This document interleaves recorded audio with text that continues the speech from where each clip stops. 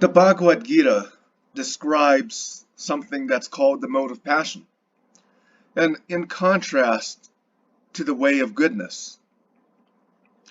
But taken from an historically Eastern spirituality perspective,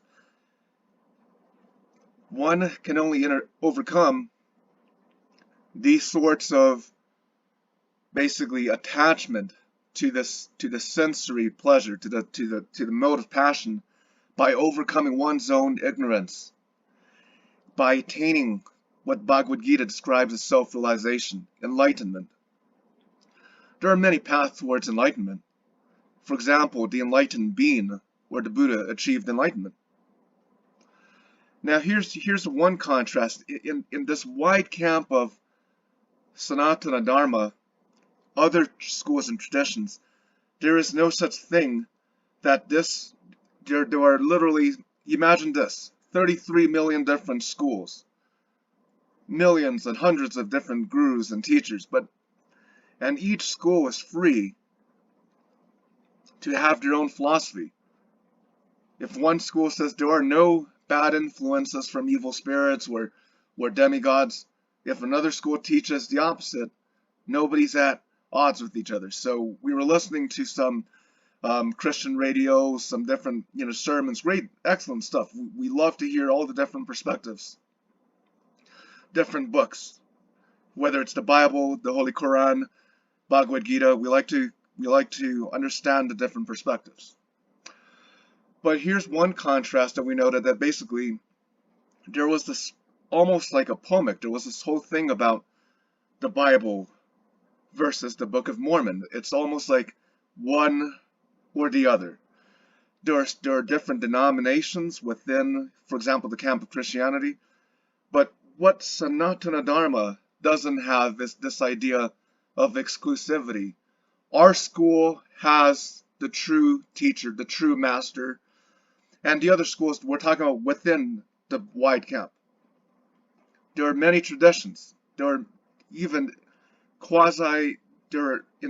this line of internal and external is really just not the best phrase. It just doesn't really reflect the cosmology. There are many traditions, Dharmic traditions, Buddhism, there are other sacred traditions including Jainism, etc., etc. So the in-camp, wide camp thing is an interesting perspective, but the point is, here's one thing. We absolutely reject this idea that basically we don't believe the optimal idea to overcome any type of attachment, unhealthy attachment to negative behavior. We say it should not be based on, for example, the fear of incurring eternal punishment or the fear of angering a god. Okay, the best way is to realize. So we think this is kind of like an allegory or parable. A man spends 40 days just indulging the sensory passions. Okay, then spends 40 nights just asceticism, basically, denying the senses. You'll begin to realize the drawbacks of either extreme, of attachment to the sensory passions, this unhealthy attachment to overindulgent sensory passions, the mode of passion, the way of ignorance, and also the drawbacks of self-denial, mortification, that's not really intended for the human body. So asceticism, in this, basically the extremes of asceticism and the extremes of overindulgence, whether it's overindulgence in drink, whether someone likes to gamble, none of these extremes are good. But inner self-realization, enlightenment, you'll begin, as you become an enlightened being, you'll naturally want to pursue the higher order of things. You don't want to be stuck in a rut of attachment to the sensory pleasures, sensory objects. So again, and this attachment, we say it's not attributed to any, basically the spirits, the kami, the gods and demigods, that's so be it.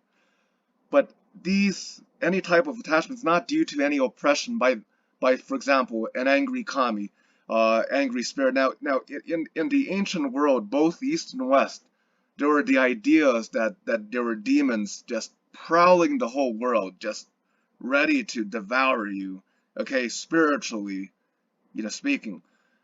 And in the East, you had basically the idea of warding away, these hostile influences. But taking this enlightened path, we absolutely reject that perspective. Gods, kami, demons, all of that aside, so be it, all of that aside, we reject this idea that there's any type of external spiritual influence. And one can overcome this attachment, realize the banality of the negative behavior, irrational modes of thinking. For example, are people spending everything on buying lottery tickets? Realize the irrationality, heed the perspectives of science, modern medical science, and strive towards self-realization and empowered enlightenment.